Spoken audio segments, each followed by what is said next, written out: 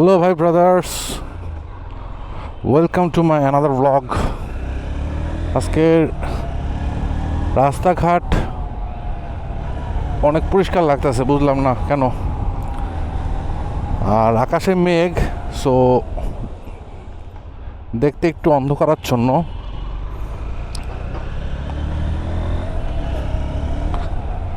যাই হোক,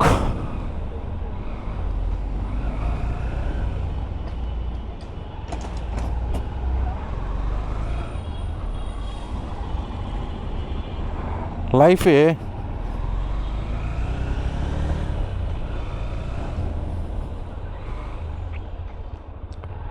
জীবনে চলতে হলে আপনাকে কথা বলতে হবে, বাট একটা জিনিস কম করবেন, সেটা হলো উপদেশ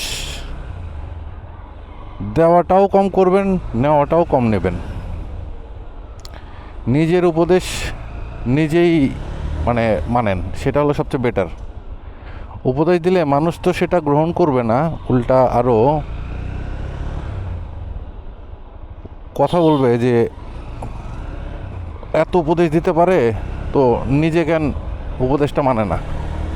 সো কী দরকার মানুষে এত তেলানো, এত উপদেশ দেওয়া, এত কিছু, আনটিল আপনার যদি খুব কাছের মানুষ না হয়, ধরেন আপনার ফ্যামিলি, আপনার কী এলো,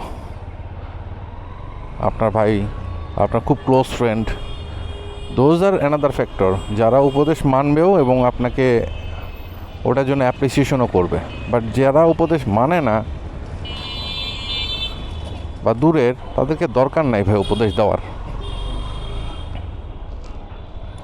নিজের চরকায় তেল দেন, অনেক কাজ আছে, অনেক কিছু করতে পারেন, সময়টা লস করেন না।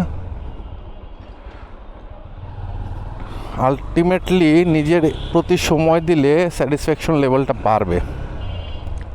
আর অন্য কি বলল, কি চায়, কি মনে করবে, এগুলো নিয়ে পড়ে থাকেন না, বা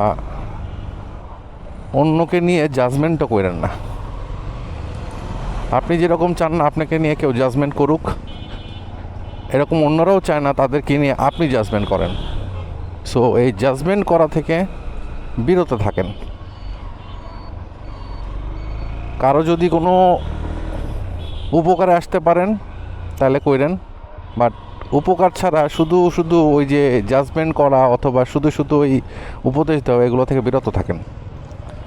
ফ্যাক্টলি যদি উপকার করতে পারেন তাহলে কইরেন। মানুষ মাত্রই ভুল করতে পারে, তো ওই ভুলটারে যদি সেখানে বারবার খোঁচা দেন, সেখানে বারবার জাজমেন্ট করেন, তাহলে তো ভুল শুধরাবে না ভাই।